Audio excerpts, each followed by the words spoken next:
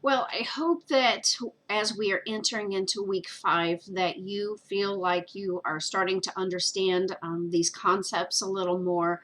That you're starting to understand the differences in the types of research methodologies that are out there.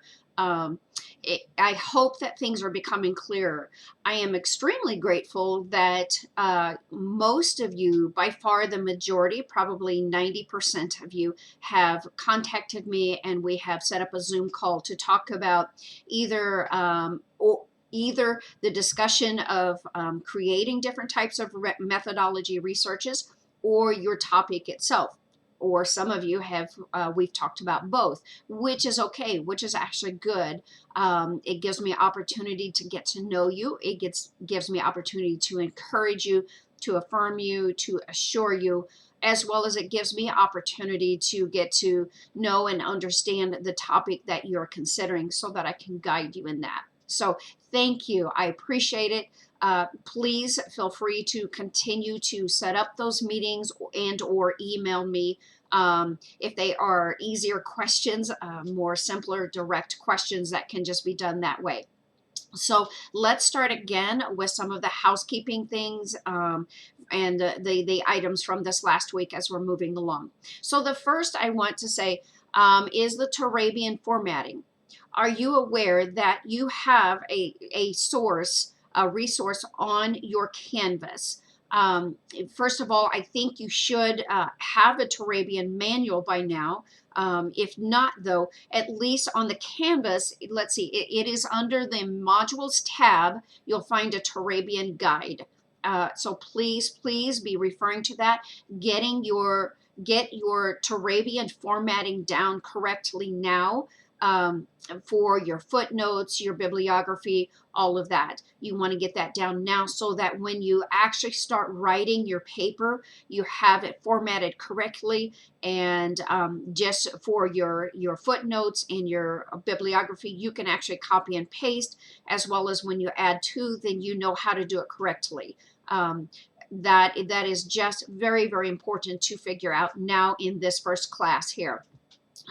The next thing is is just to make you aware. One thing, as I noticed when talking to several of you, is maybe not I haven't given a clear enough understanding in this class that you are doing several consecutive things. All of it is intended to help you to be prepared for when you conduct your own research. However, at this time, you are not conducting research in this class. Basically, you are doing everything in preparation. The first stream of it is to learn about the different methodologies.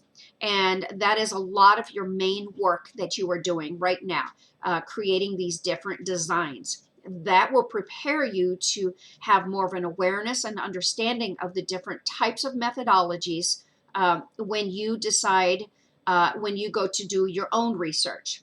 That is not in this class. It is not even in the next class. You will be actually conducting your research. But you need to learn, and you'll be preparing in the next class to know more about that. So that is the purpose of creating those. And then you have your topic consideration approval form. Now, just so you know, we had the rough draft in week 2. In week 6, which is the end of next week, the end of the class here, this course, you will be required to turn in a final copy that must be approved by me for this, for your own study. Now, with that said, let me clarify on this. Your topic form is basically to give me a general idea of what you intend to study, the topic of it, what more precise area you're looking, by giving the research question and the research design.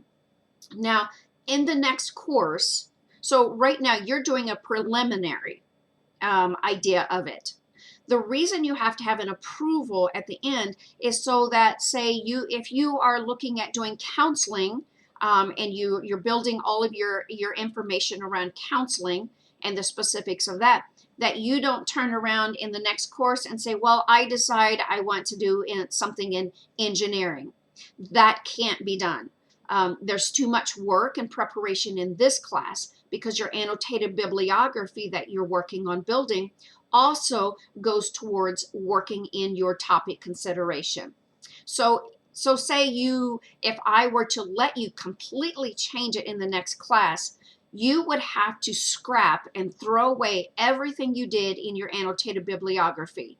And you would have to start all over in the next class. That is why you're required to give me a final approval or final form for that has to be approved, so that there are some parameters that you must stay within. Now, with that said, as we go into the next class, then what happens is your research question will undoubtedly shift to an extent. Okay, that's because in the next course we will be doing all the literature review. That this is where we focus on the main work. There is focusing on all the literature that you are gathering with your annotated bibliography in this course. And in the next course, you will be reviewing all of your literature as well as adding more literature, then to develop a literature review. Now, the function of a literature review is to show what has been researched in your topic area. This, yes, in the next course is built most specifically around preparing for your own research rather than just doing different examples of like creating studies. You won't be doing that in the next course. So your main focus will be doing your literature review to show what has been studied already, what has been asked already, what has been answered already. That is why your research question will undoubtedly shift to an extent, because you may find that what you've asked has already somewhat been answered. And you may then find that you have a follow-up question, but it's not the same question. So that's how I say it will shift to an extent based upon what you understand by the literature now moving forward. This is also why your final topic approval must be approved now, because you would have to start way over and you would be way too far behind. So if there's questions on that, let me know, but just be preparing for the end of next week to be reworking that topic approval form if you, according to my feedback. If you're not sure whether it's going to be accepted, whether the things you need to do, feel free to email me. Feel free to send me an adjusted copy through email to look over and give further guidance. Feel free to set up a Zoom call. Any one of those things, you can do that. But just know that it is due by the end of next week. Now, the other thing then also I said is our annotated bibliography. And I stated that that will be used in the next course for doing your literature review. So you will want to continue to build that annotated bibliography with a minimum of 3 additional ones every week. Now, in the next class, you will need to have a minimum of about 30 sources that you will be using, so that you know that. So what you're doing here is pretty minimal. So I would encourage, if you have time and you want to, add to it. Feel free to add to it and add more to it if you want to do that. So that's with your annotated bibliography. The other thing to recognize right now with your annotated bibliography is that you do need to make corrections. Okay, remember earlier in this course I said there's going to be a point that you will have to start making corrections because it works towards your actual research. So your annotated bibliography, if you received feedback from me that your formatting is incorrect in some way, then you need to be making those corrections now. You can't wait until the end of the course, nor can you wait until the end of the when you begin to use them in your actual writing in the next course. I will take off points if you are not making corrections here. And let me apologize first. That will not be this last week because I think I forgot to actually tell you that. But moving forward from here, if you are not making corrections on your annotated bibliography, say formatting, and or if you would happen to have a source that I said this is not an actual scholarly source, then you would need to replace that. Or if you put a source in there, but you actually didn't have access to it and you couldn't do an annotation portion, you need to take those out and replace those. Again, this is for your sake so that you are much better prepared when you go into the next course. So make those corrections now as you go along.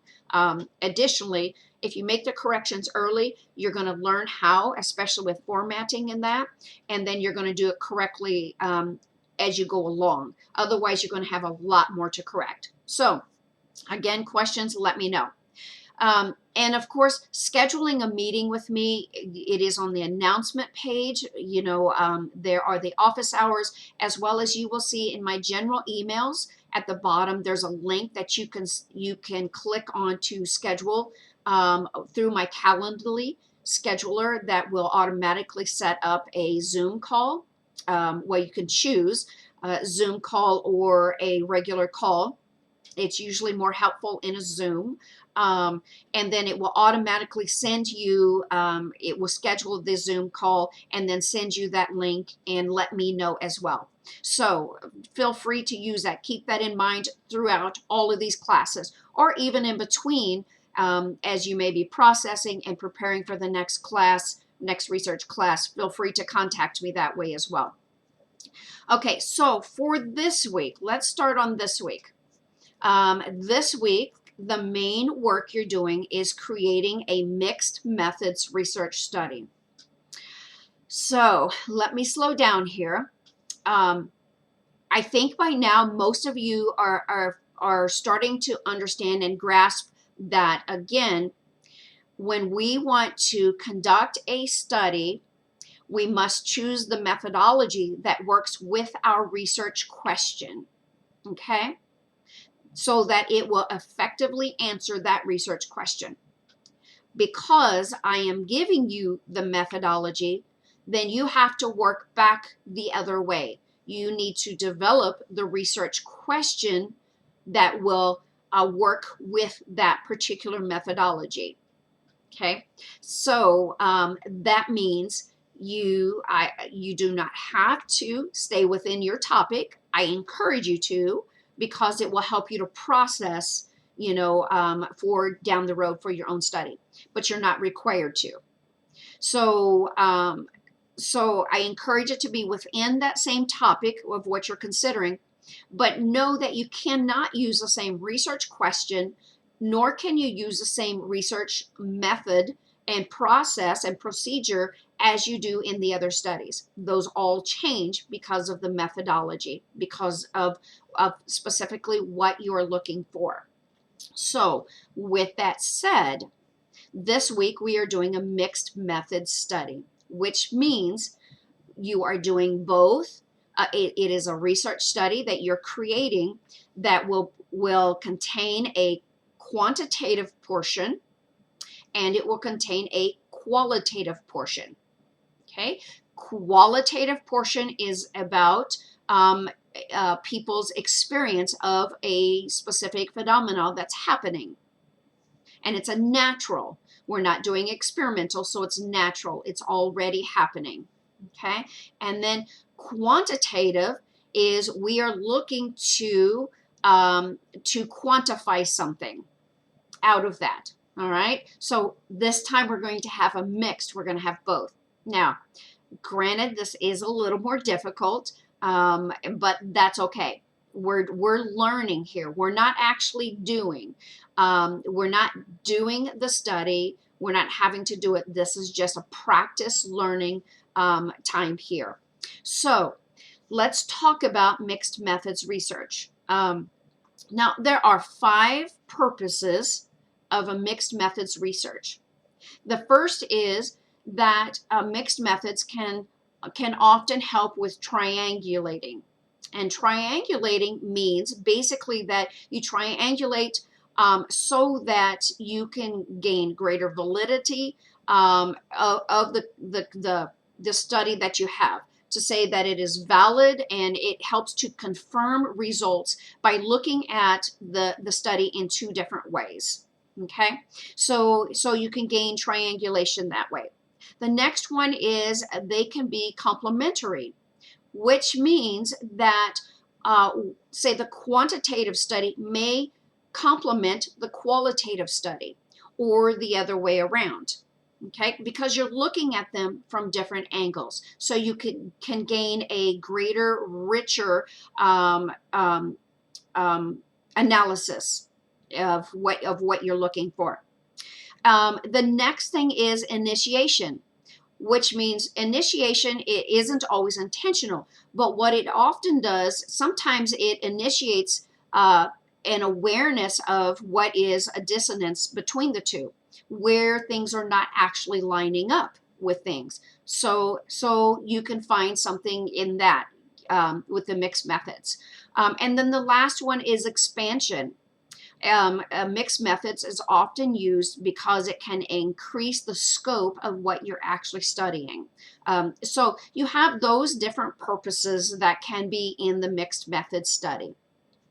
Now, there are, I want to talk mainly, I know of three different, now let's just talk about two different main models of mixed methods. There's the sequential, the concurrent, and the transformative.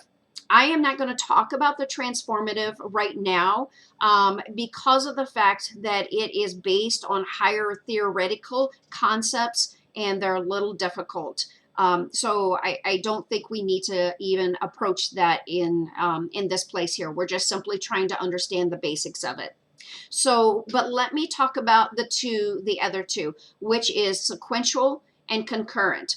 So the sequential, then basically, the sequential is where the researcher seeks to evaluate one, to do one, and then we do the second one. Okay, so we either do the quantitative study and we collect the data and we analyze it, and then we use that then to feed into the other study to help inform for the other study, the qualitative.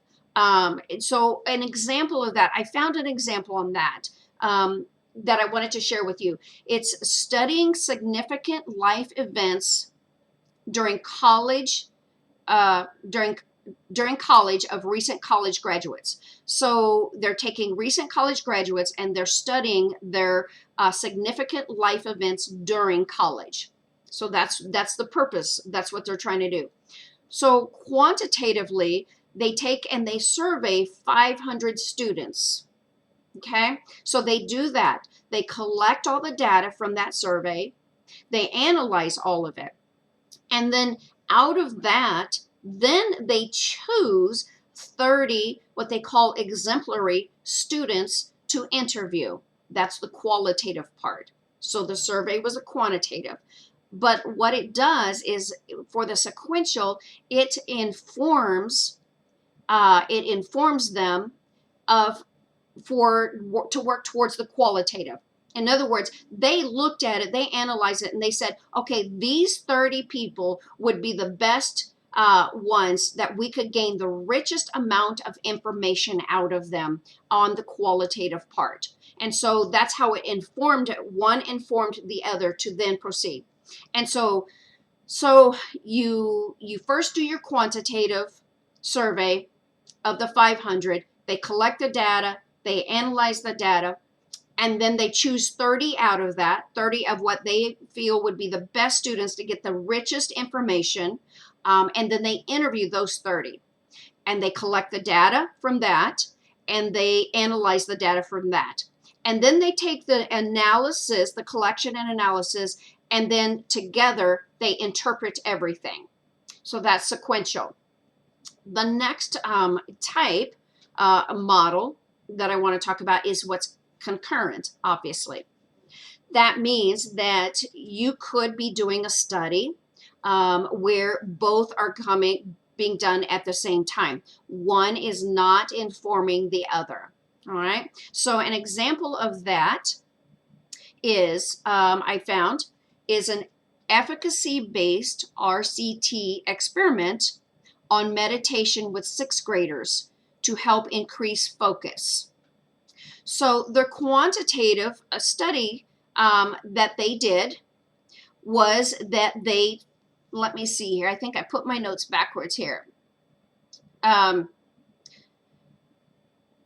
they first took and they did the survey. Well, they didn't first, they did the survey, but they also interviewed some of them out of that. So basically, they still did the data collection of each of them and the data analysis of each of them, and then they analyzed or brought them together to finish it out, is what they did.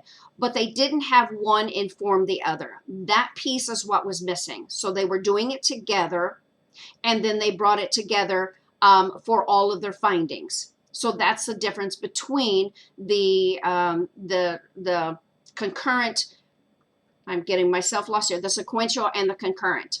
If you have questions on that, let me know. That's a lot of information. Basically, one informs the other for the sequential. The other one is they run both at the same time. So on from there, and we're not going to talk about the transformative. Then let me talk about, for a few minutes, the dynamics that pertain to mixed method research questions. So when we're thinking about the research question, this is where it can get really tricky. So some of the things that we want to think about, we want to think about the order of the data collection. If it is sequential, if we're going to do a sequential one where one feeds into the other, then you must ask the first research question that you need in order to feed into the other one. So basically, you're going to have two research questions this time. One is going to be of a qualitative nature. One is going to be of a quantitative nature.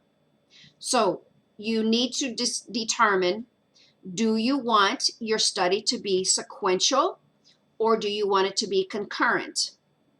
If it's sequential, then you need to decide, is your qualitative more important and needed, or is your quantitative more important and needed? If it's sequential, which feeds must feed into the other? Okay, so you have that.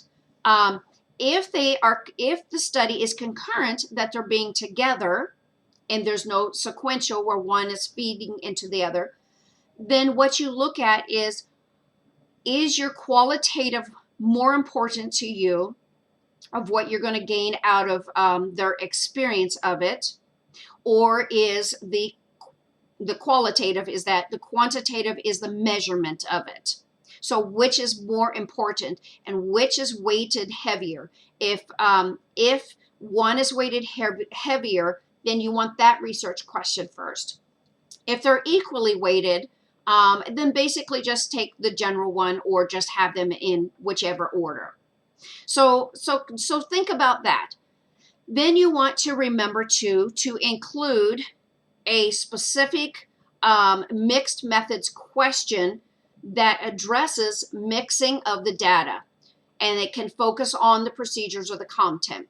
What I mean by this is that if it's mixed, you need to make sure that your research question for the qualitative, say, then the research question needs to have something along the lines of that we are observing or we are looking at. We're all of those experiential words that you want to use. So make sure that that is in your research question. And then in your quantitative, you want to make sure that your research question has something about surveying or measuring. So make sure that you have those. We talked about that last week of making sure in your research questions of having those specific things.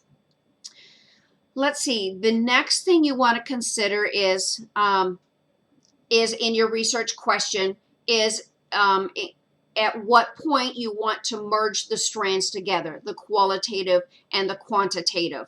And this can get tricky and it can be confusing, but for now, just do your best with that. And the way that that kind of works with the research question, again, comes back to how you just want to present your questions.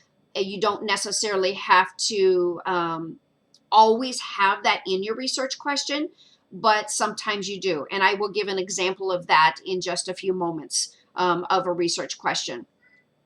The last things that I want to talk to you about are questions that you need to ask yourself. Okay, so some questions that you need to ask yourself. I apologize, my door opened to one of my grandchildren, so I've lost my train of thought and I'm trying to get back here. So some questions that you need to ask yourself is, does a purely quantitative or a purely qualitative study answer your research question?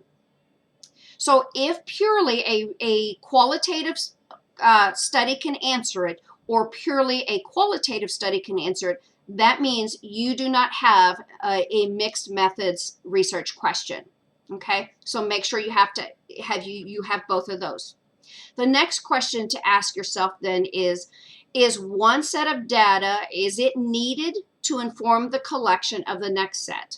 That again will help you to determine the order of the research questions you have. And then will the qualitative data be primary? If so, if it is, your study is likely to be an exploratory study. And that means then your sequential, if you do a sequential study where one feeds into the other, then know that it will be an exploratory sequential study. All right. And if it's not, if the quantitative portion is more important, then it's going to be more explanatory. Okay. All of those words are different terms that you'll come to learn and to identify as you move forward into your study down the road. Right now, I just want you to become more familiar with them, of what exploratory for qualitative studies are and explanatory for quantitative studies. So ask yourself those questions. And then that way, though, all of these questions will help you to determine and figure out what do I want my research question to look like? Or I should say research questions, okay? Now, let me give, as a final here, I want to give one example that, again, I Googled, as we talked about last week. However, I will tell you, Googling mixed methods research question samples I have found to be difficult. So let me show you this one, or tell you this one. So what I found was the example I found. So here's the purpose statement I'm going to read to you. The purpose of this study is to determine the relationship between mental health stigma and help-seeking behaviors among teens with mental health problems. And then it has, and it gives more specifics, low income, and it tells where. So it's very specific in that purpose statement. And then it goes on to say, in addition, the study will focus on examining how they seek for help to address their mental health problems. Okay, this is their purpose statement. This is what you will find somewhat in your design. If you want to do within your design, you'll learn how to do that. So the first research question then is built around determining the relationship between mental health stigma and help-seeking behaviors. That is the first research question that they want to do. And that is a qualitative research. So their first research question then says, is there a correlation between mental health stigma and help-seeking behaviors among teens with mental health problems in a low-income neighborhood in Accra, Ghana? So you see how that specifically addresses the qualitative part of that study. Now, let me just quickly state here that we can determine that this is sequential. Okay, and the reason is in their purpose statement, after they give that first part, then they say, in addition, the study will focus on this, meaning that then they are also adding this in. And so then the quantitative part, the research question is, how do teens with mental health problems seek for help or mental health services? So there they would be doing a survey to see how teens do that. So see, you have two questions. It's sequential. One is going to feed into the other. Okay, and then so again, as we're finishing up here, just know you will need to have two research questions, one quantitative, one qualitative. Decide if you want it to be sequential, where one feeds into the other, or you want them to be concurrent. And then decide your research design, or give your research design portion, and then determine the steps. So the procedures then will walk a person through how the study will be conducted on each portion, okay? Each portion of this. And you will want to tell us and the procedures if one feeds into the other or they're both being done consecutively or concurrently at the same time. So that is a lot. I understand that the mixed methods research design is much more complicated. Just know, again, this is practice. You don't have to do it in your real study if you don't want to. It can be a fascinating way of learning a lot, but it is difficult. If you have any questions, concerns, please don't hesitate to contact me. Otherwise, I look forward to seeing you on the discussion board, and I'm looking forward to just finishing this out with you. You're doing a great job, and I just want to say God bless.